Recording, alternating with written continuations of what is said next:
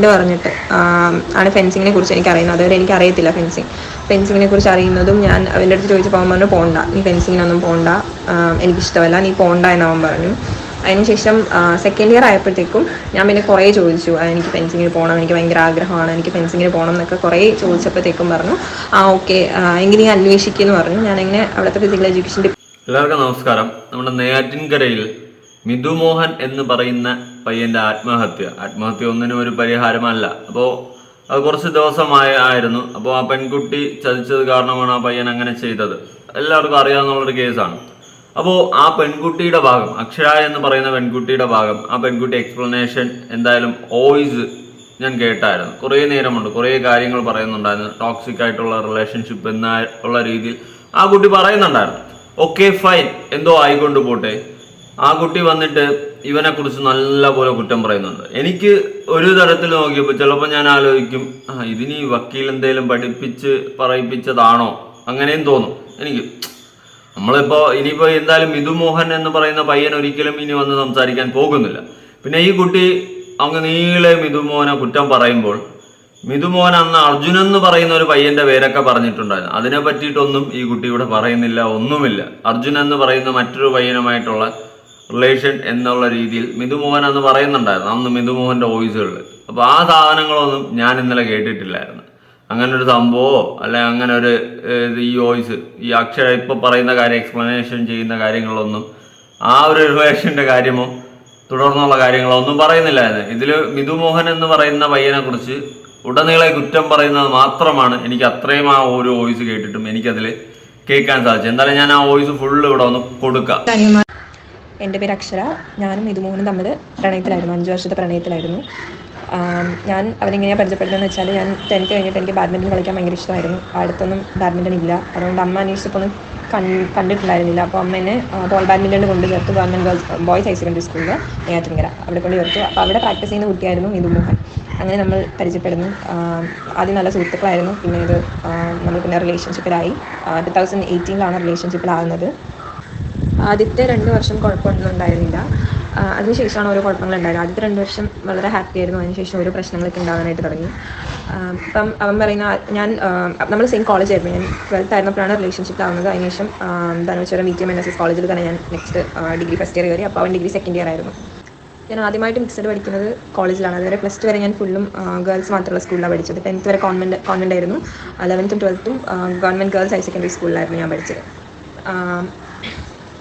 കോളേജിൽ വന്നപ്പോഴത്തേക്കും അവൻ പറയാൻ തുടങ്ങി, ഞാൻ ആരുമായിട്ട് ഫോട്ടോ എടുക്കാൻ പാടില്ല, ഞാൻ ആരുമായിട്ട് മീൻസ് ബോയ്സുമായിട്ട് ഫോട്ടോ എടുക്കാൻ പാടില്ല, ബോയ്സുമായിട്ട് സംസാരിക്കാൻ പാടില്ല, കൂടെ എൻ്റെ ക്ലാസ്സിൽ ഒന്നിച്ച് പഠിക്കുന്ന കുട്ടികളോട് സംസാരിക്കാൻ പാടില്ല, ഫോട്ടോ എടുക്കാൻ പാടില്ല, ഇങ്ങനെയൊക്കെയായിരുന്നു പറഞ്ഞുകൊണ്ടിരുന്നത്. അപ്പോൾ എനിക്ക് എൻ്റെ വീട്ടിൽ ആണുങ്ങൾ അങ്ങനെ ആരുമില്ല, അച്ഛനില്ല, സഹോദരങ്ങളില്ല. പിന്നെ ഞാൻ പഠിച്ചതെല്ലാം ഫുൾ ഓൾ ഗേൾസിലാണ് ഫുള്ള് പഠിച്ചത്. അപ്പോൾ എനിക്ക് എങ്ങനെയാണ് ഒരു ബോയ് ബിഹേവ് ചെയ്യുന്നതെന്ന് എനിക്ക് അറിയത്തില്ല സത്യം പറഞ്ഞാൽ. അപ്പോൾ ഞാൻ വിചാരിച്ചു ഓക്കെ, ഇതിന് മുമ്പ് എനിക്കങ്ങനെ റിലേഷൻഷിപ്പ് ഇല്ല.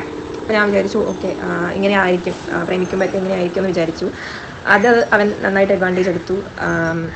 ആർക്ക് സംസാരിക്കാൻ പാടില്ല, മിണ്ടാൻ പാടില്ല, അങ്ങനെയൊക്കെ പറഞ്ഞു. പിന്നെ ഡിഗ്രി ഫസ്റ്റ് ഇയർ ആയപ്പോഴത്തേക്കും എൻ്റെ ഒരു ഫ്രണ്ട് പറഞ്ഞിട്ട് ആണ് ഫെൻസിങ്ങിനെ കുറിച്ച് എനിക്കറിയുന്നത്. അതുവരെ എനിക്കറിയത്തില്ല ഫെൻസിങ്ങിനെ കുറിച്ച് അറിയുന്നതും ഞാൻ അവൻ്റെ അടുത്ത് ചോദിച്ചപ്പോൾ അവൻ പറഞ്ഞു പോകണ്ട, നീ ഫെൻസിങ്ങിനൊന്നും പോകണ്ട, എനിക്കിഷ്ടമല്ല, നീ പോകണ്ട എന്നവൻ പറഞ്ഞു.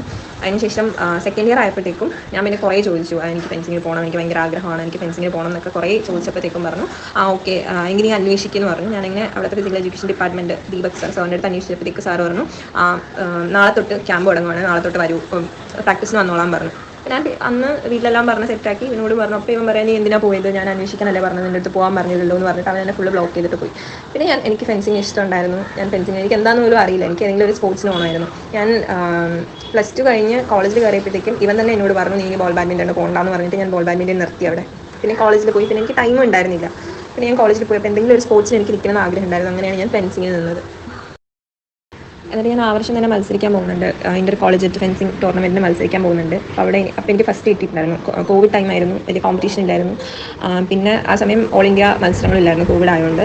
അപ്പോൾ ആ സമയം ഫസ്റ്റ് കിട്ടി. ഈ ഫസ്റ്റ് കിട്ടിയ സമയത്ത് അവനൊരു പ്രാവശ്യം ആത്മഹത്യക്ക് ശ്രമിച്ചു. കാരണം വേറെ ഒന്നുമല്ല, ഞാൻ ഫെൻസിങ്ങിന് പോയി എന്നാണ് അതിൻ്റെ കാരണം. അവൻ ആത്മഹത്യക്ക് ശ്രമിച്ചു. ആ സമയത്ത് അവൻ എനിക്കൊരു ആത്മഹത്യ കുറിപ്പ് എഴുതി എൻ്റെ വീട്ടിൽ കൊണ്ടുവന്നു.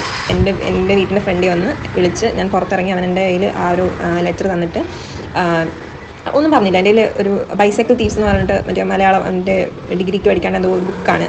ആ കഥ ബുക്കിൻ്റെ അകത്ത് കൊണ്ട് വെച്ചിട്ട് എനിക്ക് കൊണ്ട് വന്നിട്ട് അങ്ങ് പോയി. ഞാൻ എന്താണെന്ന് പറഞ്ഞാൽ ബുക്ക് മേടിച്ചു അകത്ത് തുറന്ന് നോക്കിയപ്പോഴത്തേക്കും ആത്മഹത്യാക്കുറിപ്പായിരിക്കുന്നത്. അത് ഞാൻ അയച്ചുതരാം. ആത്മഹത്യാക്കുറിപ്പിൻ്റെ ഫോട്ടോ എൻ്റെ കയ്യിലുണ്ട്, ഞാൻ അയച്ചുതരാം. പിന്നെ ഫെൻസിങ് കണ്ടിന്യൂ ചെയ്തു. സെനത്തിൽ തന്നെ ഫെൻസിങ് കണ്ടിന്യൂ ചെയ്തു. അടുത്ത വർഷം മത്സരിക്കാൻ പോയി. അപ്പോഴും ഫസ്റ്റ് ഉണ്ടായിരുന്നു. അപ്പോൾ കോവിഡ് ഒന്നും ഇല്ലാത്തതുകൊണ്ട്, കോവിഡ് ഉണ്ടായിരുന്നു പക്ഷേ നാഷണൽസ് മത്സരം ഉണ്ടായിരുന്നു. അപ്പോൾ എനിക്ക് സെലക്ഷൻ ഉണ്ട്. ആ സമയം നാഷണൽസ് പഞ്ചാബ് വെച്ചായിരുന്നു. എൻ്റെ ഫസ്റ്റ് നാഷണൽസ് ഓൾ ഇന്ത്യ വന്നിട്ട് പഞ്ചാബായിരുന്നു. പഞ്ചാബ് പോകുന്നതിന് മുമ്പേ ഭയങ്കര നിബന്ധനകളൊക്കെ പറഞ്ഞു. നീ ആരുടെ മിണ്ടാൻ പോകരുത്. ഈ പോകുന്നതിന് മുമ്പ് അതിനെ വിട്ടില്ല. നീ പോകണ്ട, നീ ഏവൻ്റെ കൂടെ കിടക്കാനാണ് പോകുന്നത്, ഇങ്ങനെയൊക്കെയാണ് എന്നോട് സംസാരിക്കുന്നത്. അപ്പോൾ നീ പോകണ്ട, ഇങ്ങനെയാണ് പറഞ്ഞത്. ഒന്നുമില്ല, ഞാൻ കഷ്ടപ്പെട്ട് അവൻ ചെയ്തതാണ് എനിക്ക് പോകുന്നത്, നിനക്കാണ് ഒരു നാഷണൽ സിറ്റിങ്, നീ പോകാതിരിക്കുമോ, ഞാൻ അവൻ ചെയ്താണ് എനിക്ക് പോകണമെന്നൊക്കെ പറഞ്ഞ് അടി ഉണ്ടാക്കിയിട്ടാണ് പോകുന്നത്. അപ്പോൾ എങ്ങനെയൊക്കെ വിട്ടു, അവസാനം വിട്ടു തന്നെ. വിട്ട് പോയപ്പോൾ ട്രെയിനിലാണ് പോയത്. ബോയ്സ് ടീമും ഗേൾസ് ടീമും എല്ലാം ഒന്നിച്ചാണ് പോയത്. അപ്പോൾ അവൻ നേരത്തെ നിബന്ധനകളൊക്കെ പറഞ്ഞിട്ടുണ്ടായിരുന്നു. ആരുടെ സംസാരിക്കാൻ പാടില്ല, ആരുടെ മിണ്ടാൻ പാടില്ല, ആരും അടുത്ത് പോയി ഇരിക്കാൻ പാടില്ല എന്നൊക്കെ കുറേ നിബന്ധനകളൊക്കെ പറഞ്ഞിട്ടാണ് വിട്ടത് തന്നെ. പോയപ്പോൾ ഇവിടെ നിന്ന് തുടങ്ങിയ തൊട്ട് എൻ്റെ കൂടെയുള്ള, ഇപ്പോൾ ഇൻസ്റ്റഗ്രാമിൽ ഞാൻ എന്തെങ്കിലും സ്റ്റോറി ഇട്ട് ഉള്ളവരെയൊക്കെ മെൻഷൻ ചെയ്യുമല്ലോ, അവരെയൊക്കെ കയറി ഫോളോ ചെയ്തിട്ട് അവരുടെ അടുത്ത് ചോദിക്കുക ഞാൻ എന്ത് ചെയ്യുന്നു എന്നൊക്കെ അവരുടെ അടുത്ത് ചോദിക്കുക. എൻ്റെ കൂടെ അന്ന് വന്ന കുട്ടികളുടെ അടുത്ത് ചോദിച്ചാൽ അറിയാം ഞാൻ എന്തുമാത്രം സഫർ ചെയ്താണ് അന്ന് ആ ഒരു പഞ്ചാബ് പോയിട്ട് തിരിച്ചു വന്നതെന്ന്. ചോദിക്കുക. എന്നെ മെൻ്റലി എനിക്ക് ടോർച്ചറായിരുന്നു. എനിക്ക് ഒട്ടും കോൺസെൻട്രേറ്റ് ചെയ്യാൻ പറ്റാത്ത രീതിയിൽ മെൻ്റലി ഭയങ്കരമായിട്ട് ടോർച്ചർ ചെയ്ത്, നീ ആരോടെയാണ് നിൽക്കുന്നത്, എപ്പോഴും വിളിച്ചു നോക്കി നീ ആരോടെയാണ് നിൽക്കുന്നത്. എന്നിട്ട് ഞാനിപ്പോൾ പറയുമല്ലോ, പറഞ്ഞിട്ട് അടുത്ത് ഇപ്പം ഞാൻ ഇൻസ്റ്റാഗ്രാമിൽ മെൻഷൻ ചെയ്ത് ആർക്കെങ്കിലും മെസ്സേജ് അയക്കും, അവളിപ്പോൾ എവിടെയാണ് നിൽക്കുന്നത്, അവളുടെ ഫോട്ടോ എടുത്ത് അയച്ചു തരാൻ പറയും. അങ്ങനെയൊക്കെ ഒരു രീതിയിലായിരുന്നു സംസാരിച്ചുകൊണ്ടിരുന്നത്. ഞാൻ അറിയുന്നില്ലാവോ മറ്റുള്ളവരുടെ അടുത്ത് ഇങ്ങനെ ചോദിക്കുന്നുണ്ടെന്ന് ഞാൻ അറിയുന്നില്ല. പിന്നീടാണ് ഞാൻ അറിയുന്നത് അവനിങ്ങനെ മറ്റുള്ളവരുടെ അടുത്തും ചോദിക്കുന്നുണ്ട് എന്ന് ഞാനിങ്ങനെ അറിയുന്നത്. ആ സമയം ഞാൻ വിളിച്ച് കുറേ വഴക്ക് പറഞ്ഞു. അങ്ങനെ ഭയങ്കര അടിയായി, ഭയങ്കരമായിട്ട് അടിയായിട്ട് എന്നിട്ട് ഞാൻ പറഞ്ഞു എനിക്ക് പറ്റത്തില്ല, നിൻ്റെ ഈ സ്വഭാവത്തിൽ എനിക്കിനി പറ്റത്തില്ല, എനിക്ക് ഒട്ടും പറ്റില്ല. ഞാൻ അവനോട് അപ്പം തന്നെ പറഞ്ഞു എനിക്ക് പറ്റുന്നില്ല, എനിക്ക് പറ്റില്ല, ഇങ്ങനെ ചുമ്മാ ഓരോന്നിനും തൊട്ടേനും പിടിച്ച് എനിക്ക് ഇങ്ങനെ പറയുകയാണെങ്കിൽ എനിക്ക് പറ്റില്ല എന്ന് ഞാൻ അവനോട് പറഞ്ഞു. ആ സമയം അപ്പോഴത്തെ നാഷണൽസ് നമ്മുടെ കോളേജിൽ നിന്ന് 3 പേരുണ്ടായിരുന്നു. അക്ഷയ, ഗോപിക, ഞാൻ. അപ്പോൾ ഇതിൽ കോളേജിലെ പയ്യന്മാരുടെ അടുത്ത് വിളിച്ച് ചോദിച്ച് അക്ഷയുടെ നമ്പറൊക്കെ എടുത്ത്, ഗോപിക വിളിച്ചിട്ടില്ല, അക്ഷയുടെ നമ്പറൊക്കെ എടുത്തിട്ട് അവളെ വിളിച്ചു. അവളെ അടുത്ത് ഭയങ്കരമായിട്ട് സംസാരിച്ചു, അവൾ എന്ത് ചെയ്യുന്നതൊക്കെ അങ്ങനെയൊക്കെ ചോദിച്ചിട്ട് ലാസ്റ്റ് അവൾക്ക് തന്നെ സൈകിട്ട് അവൾ ഇൻസ്റ്റാഗ്രാമിലും ബ്ലോക്ക് ചെയ്തു, വാട്സാപ്പിലും ബ്ലോക്ക് ചെയ്തു. ഇൻസ്റ്റാഗ്രാമിൽ ആദ്യം ബ്ലോക്ക് ചെയ്തപ്പോഴാണ് നമ്പറൊക്കെ വിളിച്ച് ചോദിച്ചിട്ട് അവൾ വാട്സാപ്പിൽ മെസ്സേജ് അയച്ചത്. അവൾ പിന്നെ വാട്സാപ്പിലും ഇൻസ്റ്റാഗ്രാമിലും എല്ലാം അവന് ബ്ലോക്ക് ചെയ്തു. ആ സമയത്ത് ഞാനിങ്ങനെ പറ്റത്തില്ല എന്ന് പറഞ്ഞ ആ സമയത്ത് അവൻ എനിക്ക് കൈ മുറിച്ച് ഫോട്ടോ എനിക്ക് അയച്ചു തന്നിട്ടുണ്ടായിരുന്നു. ഇപ്പം അതൊന്നും എൻ്റെ ഇല്ല, ആ ചാറ്റൊക്കെ പോയി. എനിക്ക് കൈ മുറിച്ച ഫോട്ടോ ആ സമയത്ത് അയച്ചു തന്നിട്ടുണ്ടായിരുന്നു. തിരിച്ച് ഞാൻ ഇങ്ങോട്ട് വന്നുകൊണ്ടിരുന്നപ്പോൾ ട്രെയിനിലായിരുന്നു. അപ്പോഴത്തേക്കും ഈ അനിൽജിത്ത് എന്ന് പറയുന്ന ചേട്ടൻ, നിഖിൻ ചേട്ടൻ, ഇവരെല്ലാവരും വിളിച്ചിട്ടാണ് നീ എന്താ അവന് ഇങ്ങനെ പറ്റുന്നില്ല എന്ന് പറഞ്ഞത്, അവൻ്റെ ഒന്നും കഴിക്കാതെയും കുടിക്കാതെയൊക്കെ അതിങ്ങനെ ഇരിക്കുകയാണ്, എന്താണ് എന്നൊക്കെ വിളിച്ച് എന്നോട് ചോദിച്ചു. അപ്പോൾ ഞാൻ ഈ അനിൽജിത്ത് എന്ന് പറയുന്ന അയാളോട് ഞാൻ പറയുന്നുണ്ട്, ആ ചേട്ടാ എനിക്ക് പറ്റുന്നില്ല, ഇങ്ങനെയൊക്കെയാണ് സ്വഭാവം, എനിക്ക് പറ്റുന്നില്ല. അപ്പോൾ അയാൾ എന്നോട് പറയുന്നത്, നീ ഇപ്പോഴും കൂടെ ഒന്ന് ക്ഷമിക്കുക, ഇനി എന്തുണ്ടെങ്കിലും നീ എൻ്റെ അടുത്ത് വന്ന് പറഞ്ഞാൽ മതി, ഇപ്പോഴും കൂടെ നീ ഒന്ന് ക്ഷമിക്കുക എന്നൊക്കെ പറഞ്ഞു. ഞാൻ ഓക്കെ ഞാൻ വിളിച്ചോളാം എന്ന് പറഞ്ഞ് ഞാൻ കട്ട് ചെയ്തു. എൻ്റെ ആ സമയം എൻ്റെ അമ്മ എന്നെ വിളിച്ചു. അവനിങ്ങനെ ഭയങ്കര വിഷമത്തിൽ ഫുഡൊന്നും കഴിക്കാതെ കിടക്കുവാണ്, എന്താണെന്ന് ചോദിച്ചിട്ട് വിളിച്ചു. അപ്പോൾ ഞാൻ മാമിയോടും പറയുന്നുണ്ട്, മാമി എനിക്ക് പറ്റുന്നില്ല. അപ്പോൾ മാമി പറഞ്ഞത് ഓക്കെ നീ നേരെ സംസാരിക്കാം, അവനോട് നേരെ സംസാരിക്കും, ഞാൻ അവനെ പറഞ്ഞ് എല്ലാം മനസ്സിലാക്കി നിന്നുള്ള ഇഷ്ടമൊക്കെ ഞാനങ്ങ് മാറ്റിത്തരാം, ഒരു 4 മാസം നീ ഇങ്ങനെ അവൻ്റെ അടുത്ത് സംസാരിച്ചാൽ മതി എന്ന് മാമി പറയുന്നുണ്ട്. ഞാൻ ഓക്കെ മാമി അങ്ങനെ ചെയ്യാം എന്ന് പറഞ്ഞ് ഞാൻ പിന്നെ അവനെ വിളിക്കുന്നുണ്ട്, നോർമലായിട്ട് സംസാരിക്കുന്നുണ്ട്. പിന്നെ ഈ പറഞ്ഞ ആരെയും കണ്ടില്ല, മാമിനെയും കണ്ടില്ല, അനുജിത്ത് ചേട്ടനെയും കണ്ടില്ല, നിഖിൻ ചേട്ടനെയും കണ്ടില്ല. ആ സമയം ഞാൻ നിഖിൻ ചേട്ടന് ആ സമയത്തല്ല വന്നതിന് ശേഷം ഓക്കെ ഇവരാരെയും കണ്ടില്ല. ജമ്മു പോയ സമയത്തും ഫുള്ള് പ്രശ്നങ്ങളായിരുന്നു. അപ്പോഴും ഞാൻ അവനെ പറയുന്നുണ്ട് എനിക്ക് പറ്റുന്നില്ല. അപ്പോൾ അവൻ പിന്നെ എൻ്റെ അടുത്ത് പറയുന്നുണ്ട് ഞാൻ ആത്മഹത്യ ചെയ്യും, ഞാൻ അതേ ചെയ്യും.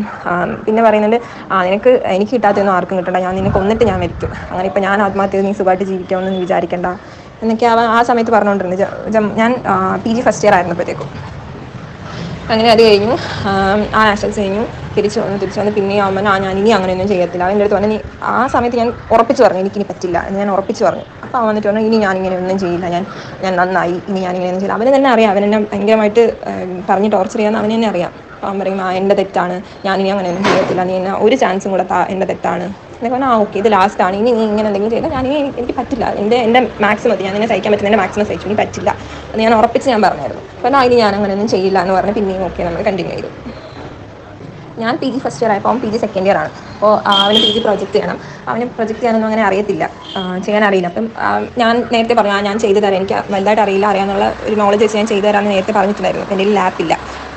അവൻ്റെ ലാപ്പ് എൻ്റെ കൊണ്ടുവന്നു. അവൻ്റെ ലാപ്പിൻ്റെ ഉപയോഗമൊന്നും അറിയത്തില്ല. ലാപ്പ് എന്ന് പറഞ്ഞാൽ ഫോണിൻ്റെ സ്റ്റോറേജ് കൂടുമ്പോൾ ഫോട്ടോസ് എല്ലാം സ്റ്റോർ ചെയ്യേണ്ട സാധനം, ആ ഒരു രീതിക്കാണ് അവൻ ലാപ്പിനെ കണ്ടിട്ടുള്ളത്. അപ്പോൾ ലാപ്പിൻ്റെ യൂസസ് ഒന്നും വലുതായിട്ട് അവൻ അറിയില്ല, അവൻ അങ്ങനെ അറിയത്തില്ല, അവൻ ഫുൾ സ്പോർട്സിലാണ്, അപ്പോൾ അവൻ അങ്ങനെയൊന്നും അറിയത്തില്ല. അപ്പോൾ ഞാൻ ലാപ്പില്ല, പ്രൊജക്റ്റ് ചെയ്യാൻ ലാപ്പില്ല എന്ന് പറഞ്ഞപ്പോൾ ചേച്ചിക്ക് ലാപ്പുണ്ട്, ചേച്ചി മാരീഡാണ്, ചേച്ചിക്ക് ലാപ്പുണ്ട്, എനിക്ക് ലാപ്പില്ല. അപ്പോൾ ഞാൻ അവനോട് പറഞ്ഞപ്പോഴത്തേക്കും അവൻ പറഞ്ഞു ഞാൻ എൻ്റെ ലാപ്പ് തരാമെന്ന് പറഞ്ഞാൽ അവൻ്റെ ലാപ്പ് കൊണ്ടുവന്നു. പക്ഷേ ലാപ്പ് ഓൺ ആവുന്നുണ്ടായിരുന്നു, പക്ഷേ ഭയങ്കര സ്ലോ ആവാൻ തന്നെ ഒരു അരമണിക്കൂർ എടുക്കും ഓരോന്ന് ക്ലിക്ക്, ഭയങ്കര സ്ലോ ആയിരുന്നു. അങ്ങനെ ഞാൻ ഗൂഗിളിൽ നോക്കിയിട്ട് HP വേൾഡ് PSC ഓഫീസിനടുത്ത് HP വേൾഡിൽ ഞാൻ തന്നെ കൊണ്ടുപോയി കൊടുത്ത് അത് ഞാൻ തന്നെ നന്നാക്കി. അവർക്ക് അതിന് ഞാൻ GP ആണ് ചെയ്ത് കൊടുത്തത്, 5650 എങ്ങാണ്ടായി. അതും GP ആണ് ചെയ്ത് കൊടുത്തത്, അത് ഞാൻ അയച്ചു തരാം. എന്നിട്ട് ഞാൻ അവൻ്റെ പ്രോജക്റ്റ് കംപ്ലീറ്റ് ചെയ്ത് കൊടുത്തു. ഞാൻ തന്നെയാണ് അതിൻ്റെ ഫുൾ ചെയ്തത്. ആദ്യം ഒരെണ്ണം ചെയ്തു, അത് ഗ്രാഫൊക്കെ വെച്ചിട്ടാണ്. ഞാൻ എക്കണോമിക്സ് ആണ്, അപ്പോൾ നമുക്ക് ഗ്രാഫൊക്കെ വെച്ചിട്ടാണ് പ്രൊജക്റ്റ് ചെയ്യുന്നത്. അപ്പോൾ ആ ഒരു രീതിയിൽ ഞാൻ ഗ്രാഫൊക്കെ വെച്ചിട്ട് ചെയ്തപ്പോൾ അവൻ്റെ മിസ് പറഞ്ഞു, ഇല്ല ഇങ്ങനെയൊന്നും അല്ല ചെയ്യേണ്ടത്, ഒരു പിക്ചറോ ഫിഗറോ ഒന്നും വരാൻ പാടില്ല ഇംഗ്ലീഷിൻ്റെ പ്രൊജക്റ്റിന്. പിന്നെ അതെല്ലാം മാറ്റി ഗ്രാഫൊന്നും ഇല്ലാതെ വേറൊരു പ്രൊജക്റ്റ് ചെയ്തു. അത് അവൻ സബ്മിറ്റ് ചെയ്യുകയും ചെയ്തു. അതിൻ്റെ ഇത് കഴിഞ്ഞിട്ട് ലാപ്പ് തിരിച്ചു കൊടുക്കാൻ വന്നപ്പോൾ അവൻ പറഞ്ഞു, ഇല്ല നീ നന്നാക്കിയതല്ലേ, നീ തന്നെ വെച്ചോ. അത് കഴിഞ്ഞിട്ട് നിനക്ക് ഇനിയിപ്പോൾ പ്രോജക്റ്റ് ഇല്ല, ഞാനപ്പോൾ സെക്കൻഡ് ഇയർ ആയി, അപ്പോൾ നിനക്കും പ്രോജക്റ്റ് ഇല്ല, അതും കൂടെ കഴിഞ്ഞിട്ട് നീ എനിക്ക് തന്നാൽ മതി എന്ന് പറഞ്ഞു. അപ്പോൾ ഞാനും ഓക്കെ, എനിക്ക് അല്ലെങ്കിൽ ലാപ്പ് വാങ്ങാൻ വേണ്ടി ഞാൻ ഇരിക്കുമായിരുന്നു. അപ്പം ഈ ലാപ്പ് ഉണ്ടല്ലോ ചെയ്യാമല്ലോ എന്ന് പറഞ്ഞിട്ട് ഞാൻ ലാപ്പ് കൈ വെച്ചതാണ്. അല്ലാതെ ഞാൻ എല്ലാവരും പറയുന്നത് പോലെ ഞാൻ 2 ദിവസത്തേക്ക് വാങ്ങിച്ചിട്ട് ഞാനങ്ങ് കയ്യിൽ വെച്ചങ്ങ് ഒളിപ്പിച്ചതല്ല. ഞാൻ അവനെ പ്രൊജക്റ്റ് ചെയ്ത് അവന് മെയിൽ ചെയ്തതിൻ്റെ എന്തെങ്കിലും സ്ക്രീൻഷോട്ടും പറയാൻ വിട്ടുപോയി. ഇത് നടക്കുന്നതിന് കുറേ മുന്നിൽ ഞാനൊരു ട്യൂഷൻ ക്ലാസ് തുടങ്ങി. കുറേ മാസങ്ങൾക്ക് മുമ്പ് ഞാനൊരു ട്യൂഷൻ ക്ലാസ് തുടങ്ങി. ഞാൻ PG സെക്കൻഡ് ഇയർ ആയിരിക്കുമ്പോൾ തന്നെ തുടങ്ങുന്നതാണ്. അപ്പോൾ അതെൻ്റെ മാമൻ്റെ വീട്ടിൻ്റെ മുകളിൽ തന്നെ തുടങ്ങിയതാണ്. പിന്നെ അവിടുത്തെ ബെഞ്ചിന് വേണ്ടിയിട്ട് വേറൊരു സാറിൻ്റെ അടുത്ത് പറഞ്ഞിട്ട് ആ ഒരു സാറ് ഒരു പെയർ, അതായത് ഒരു ബെഞ്ചും ഡെസ്കും കൂടെ 1000 രൂപ, അങ്ങനെ 2 ബെഞ്ചും 2 ഡെസ്കും 2000 രൂപയ്ക്ക് വാങ്ങി ട്യൂഷൻ ക്ലാസ് കിട്ടും. അപ്പോൾ അത് ഞാൻ GP ആണ് ചെയ്ത് കൊടുത്തത്. അതും എൻ്റെ കയ്യിലുണ്ട് ഞാൻ ചെയ്തത്. കാര്യം അത് പറയാൻ കാര്യം എല്ലാവരും പറയുന്ന ട്യൂഷൻ ക്ലാസ് എനിക്ക് അവൻ ഇട്ട് തന്നതാണ്. മാമൻ്റെ വീടായതുകൊണ്ട് എനിക്ക് വാടക കൊടുക്കണ്ട. അവിടെ ഷെഡെല്ലാം നേരത്തെ തന്നെ ഉണ്ട്, നേരത്തെ ട്യൂഷൻ ക്ലാസ് ഉണ്ടായിരുന്നു, നേരത്തെ തന്നെ ഉണ്ട്. ആ ബെഞ്ചിൻ്റെ ചിലവ് മാത്രമേ എനിക്ക് വന്നിട്ടുള്ളൂ, വേറെ ചിലവൊന്നും എനിക്ക് വന്നിട്ടില്ല. പിന്നെ അതിൽ നിന്ന് എനിക്കൊരു ചെറിയ വരുമാനം ഉണ്ടായിരുന്നു. ആ വരുമാനം ഞാൻ സേവ് ചെയ്ത് വെക്കും. എനിക്ക് ഐഫോൺ വാങ്ങണം, എനിക്ക് 2 ആഗ്രഹമായിരുന്നു, ഐഫോൺ വാങ്ങണം, എനിക്കൊരു സ്കൂട്ടി വാങ്ങണം. സ്കൂട്ടി അമ്മ പറഞ്ഞു അമ്മ മേടിച്ച് തരാം, പൈസ കിട്ടുമ്പോൾ അമ്മ മേടിച്ച് തരാമെന്ന് പറഞ്ഞു. അപ്പം ഒരു ഐഫോൺ വാങ്ങാൻ ഭയങ്കര ആഗ്രഹമായിരുന്നു എനിക്ക്. അപ്പം അങ്ങനെ ഞാൻ എൻ്റെ ഫുൾ എമൗണ്ട് കൊടുക്കാൻ പറ്റത്തില്ല, EMI ആണെങ്കിലേ പറ്റുള്ളൂ. അപ്പോൾ പാൻ കാർഡ് വേണമായിരുന്നു. അപ്പോൾ പാൻ കാർഡ് ഇല്ല. പാൻ കാർഡ് ഇല്ലാത്തതുകൊണ്ട് ഞാൻ എൻ്റെ ഫ്രണ്ട്സിൻ്റെ അടുത്തൊക്കെ ചോദിച്ചു. അപ്പോൾ അവരുടെ ആരെങ്കിലും പാൻ കാർഡ് ഇല്ല. അപ്പോൾ ഉമ്മനും ഞാനില്ലെങ്കിൽ എന്നോട് ചോദിക്കാത്തതെന്ന് എൻ്റെ അടുത്ത് ചോദിച്ചു. അപ്പോൾ ഞാൻ എൻ്റെ ഉണ്ടോ എന്ന് പറഞ്ഞിട്ട് ഞാൻ 0 ഡൗൺ പേയ്മെൻറ്റിൽ നിനക്ക് എടുത്തു തരാമെന്ന് പറഞ്ഞിട്ട് ഓക്സിജനിൽ ഐഫോൺ എടുക്കുന്നത്. അപ്പോൾ ഓക്സിജനിൽ പോയ സമയത്ത് 0 ഡൗൺ പേയ്മെൻറ്റിൽ കിട്ടിയില്ല. ഇവന് വേറൊരു ലോൺ എങ്ങാണ്ട് ഉണ്ടായിരുന്നു, അതുകൊണ്ട് 0 ഡൗൺ പേയ്മെൻറ്റിൽ കിട്ടിയില്ല. ഡൗൺ പേയ്മെൻ്റ് ആയിട്ട് 9200 down payment, first initial payment 9200 ആയിരുന്നു. അതിൽ ഞാൻ ട്യൂഷൻ എടുത്ത പൈസ എൻ്റെ 5000 ഉണ്ടായിരുന്നു. 5000 കയ്യിലുണ്ടായിരുന്നു, ട്യൂഷൻ എടുത്ത് ഫീസ് കിട്ടിയ പൈസ. ബാക്കി പൈസ ഇല്ലായിരുന്നു. അപ്പോൾ ഞാൻ അമ്മയെ വിളിച്ച് പറഞ്ഞു. അപ്പോൾ അമ്മ എനിക്ക് 4000 രൂപ ഗൂഗിൾ പേ ചെയ്തു തന്നു. ആ 4000 ഞാൻ ഇവൻ്റെ അക്കൗണ്ട് ഗൂഗിൾ പേ ചെയ്തു. കയ്യിലിരുന്ന 5000 ഞാൻ ഇവൻ്റെ കയ്യിൽ കൊടുത്തു. അപ്പോൾ 9000 ആയി. ബാക്കി 200 രൂപ അവൻ്റെ കയ്യിൽ നിൽക്കുകയാണ്. അങ്ങനെ 9200 അവിടെ പേ ചെയ്തത് ക്യാഷ്. പിന്നെ ബാക്കി മാസം അടവ് വരുന്നത് 2600 രൂപയാണ് മാസം അടവ് വരുന്നത്. ഈ 2600 ഞാൻ അവന് എല്ലാ മാസവും GP ചെയ്യാറുണ്ട്. ഈ ഡിസംബർ വരെയുള്ള എല്ലാ മാസവും ചെയ്തു, അതിനുശേഷം ഞാൻ ചെയ്തിട്ടില്ല. ഡിസംബർ വരെയുള്ള എല്ലാ മാസവും ഞാൻ ചെയ്തിട്ടുണ്ട്. അതിൻ്റെയും ഞാൻ സ്ക്രീൻഷോട്ട് അയച്ചു തരാം. അമ്മയോടും അവൻ ഫോൺ ചെയ്ത് സംസാരിക്കുമ്പോൾ പറയുന്നുണ്ട് ഞാൻ ആത്മഹത്യ. അപ്പോൾ അമ്മയ്ക്ക് അവനോടൊന്നും സംസാരിക്കാൻ പറ്റില്ല. അമ്മ പേടിച്ച് അമ്മയും അവനോട് അങ്ങനെ വലുതായിട്ടൊന്നും സംസാരിക്കില്ല, കാര്യമൊന്നും പറയാൻ പറ്റത്തില്ല, അവൻ്റെ സ്വഭാവം അങ്ങനെയാണ്. എൻ്റെ അടുത്ത് തന്നെ അവൻ എന്തെങ്കിലും സംസാരിക്കുമ്പോൾ ഫോൺ സംസാരിച്ചുകൊണ്ട് തന്നെ അയ്യോ അമ്മേ ഇങ്ങനെ സൗണ്ട് ഉണ്ടാക്കും, കൈമുറിക്കും. അതൊരു ഹാബിറ്റായി മാറി. എന്തെങ്കിലും പറഞ്ഞാൽ ആരെങ്കിലും കേട്ടില്ല എന്നുണ്ടെങ്കിൽ അവൻ കൈമുറിക്കുകയോ അവൻ ആത്മഹത്യ ചെയ്യുമെന്ന് പറയുകയോ പട്ടിണി കിടക്കുകയൊക്കെ ചെയ്യുമ്പോൾ അവൻ ആ സാധനങ്ങളൊക്കെ കിട്ടുന്നുണ്ട്. അതുകൊണ്ട് അവൻ അങ്ങനെ ചെയ്തത് ശീലമായിപ്പോയി. അവന് ബൈക്കുണ്ട്, കാറുണ്ട്. ബൈക്ക് 18 വയസ്സിന് മുന്നേ ബൈക്ക് എടുത്തു, അമ്മാവൻ്റെ പേരിലാണെന്ന് തോന്നുന്നു എടുത്തത്. അപ്പോൾ അതും അവൻ ഇതുപോലെ പട്ടിണി കിടന്നൊക്കെയാണ് ആ ബൈക്ക് എടുത്തത്. അപ്പോൾ വീട്ടുകാർ ഞാൻ പട്ടിണി കിടക്കുമെന്നൊക്കെ പറയുമ്പോൾ വീട്ടുകാർ അതനുസരിച്ച് ചെയ്തു കൊടുക്കും. അപ്പോൾ അവനതങ്ങ് ഒരു ശീലമായിപ്പോയി. പിന്നെ കാർ എടുത്തത്, കാർ വീട്ടുകാർ ഇന്നോവയാണ് എടുക്കാമെന്ന് പറഞ്ഞത്. അപ്പോഴാണ് ഇല്ല എനിക്ക് ഈ കാർ തന്നെ വേണം, അല്ലെങ്കിൽ കാറ് വേണ്ട എന്നൊക്കെ പറഞ്ഞ് അതും ഭയങ്കര അടിയുണ്ടാക്കിയിട്ടാണ് കാറ് ഇപ്പോൾ ഒരു പോളോ GT ആ കാർ എടുത്തത്. പിന്നെ ഇവർ ഇവിടെ വാടക വീട്ടിലായിരുന്നു. അപ്പോൾ പുതിയതായിട്ട് വീട് വാങ്ങാൻ നോക്കിയപ്പോൾ ഇവനത് വീട് ഇഷ്ടപ്പെട്ടില്ല. വീടിന് മുറ്റമില്ല, അതുകൊണ്ട് ഇത് വേണ്ട, വീട് വേറെ വെക്കാമെന്നുള്ള രീതിയിലായിരുന്നു അവ സംസാരിച്ചത്. അപ്പോൾ വീട്ടുകാർക്ക് ആ വീട് ഇഷ്ടപ്പെട്ടു. 75 ലക്ഷം എന്തോ ആയിരുന്നു. അപ്പോൾ വീട്ടുകാർക്ക് ആ വീട് ഇഷ്ടപ്പെട്ടു. അപ്പോൾ അവർ എടുക്കാൻ തന്നെ തീരുമാനിച്ചു. അപ്പോൾ ഇവൻ പറഞ്ഞു ഇല്ല, ആ വീട് മേടിക്കുകയാണെങ്കിൽ ഞാൻ അതിൻ്റെ പാലുകാച്ചിൻ്റെ അന്ന് വീട്ടിൽ തൂങ്ങി നിൽക്കും. ഇങ്ങനെ പറഞ്ഞു. എൻ്റെ അടുത്തും പറഞ്ഞിട്ടുണ്ട്, വീട്ടുകാരുടെ അടുത്തും പറഞ്ഞിട്ടുണ്ട്, എൻ്റെ മുമ്പിൽ വെച്ച് തന്നെ എൻ്റെ അമ്മയുടെ അടുത്തും അച്ഛൻ്റെ അടുത്തൊക്കെ പറഞ്ഞിട്ടുണ്ട്, ഞാനത് കേട്ടിട്ടുണ്ട്. അപ്പോൾ ആ സമയത്ത് വീട്ടുകാരത് മൈൻഡ് ചെയ്തില്ല. വീട്ടുകാർ ആ വീട് മേടിച്ചു, വീട് പാലുകാച്ച സമയത്ത് ഇവൻ്റെ ഫ്രണ്ട്സാണ് ഏറ്റവും കൂടുതൽ വന്നത്. അപ്പോൾ ഞാനും അതിശയിച്ചു, ഇങ്ങനെയൊക്കെ പറഞ്ഞ ആൾ ലാസ്റ്റ് ഭയങ്കര തിളങ്ങി നിൽക്കുന്നത് അവൻ തന്നെയായിരുന്നു. അപ്പോൾ ഞാൻ വിചാരിച്ചു ഓക്കെ, ഇത് അവൻ ഇങ്ങനെ ആത്മഹത്യ എന്ന് പറയുന്നത് നമ്മളത് കാര്യമായിട്ട് എടുക്കുമ്പോഴാണ് അവനത് കൂടുതൽ പ്രവണത കാണിക്കുന്നത്. നമ്മളത് ലൈറ്റായിട്ട് എടുത്തു കഴിഞ്ഞാൽ അവനും അത് ലൈറ്റായിട്ട് എടുക്കും. അങ്ങനെ വിചാരിച്ചിട്ടാണ് ഞാൻ ഈ ലാസ്റ്റൊക്കെ അവൻ ആത്മഹത്യ എന്ന് പറഞ്ഞപ്പോൾ ഞാൻ ആ ഒരു ടെക്നിക്ക് ഉപയോഗിക്കാന്ന് വെച്ചാൽ ഞാൻ അങ്ങനെ അവൻ പറയുമ്പോൾ അത് കേൾക്കാത്ത രീതിയിൽ ഞാൻ വേറെ എന്തെങ്കിലും സംസാരിച്ച് പോകും.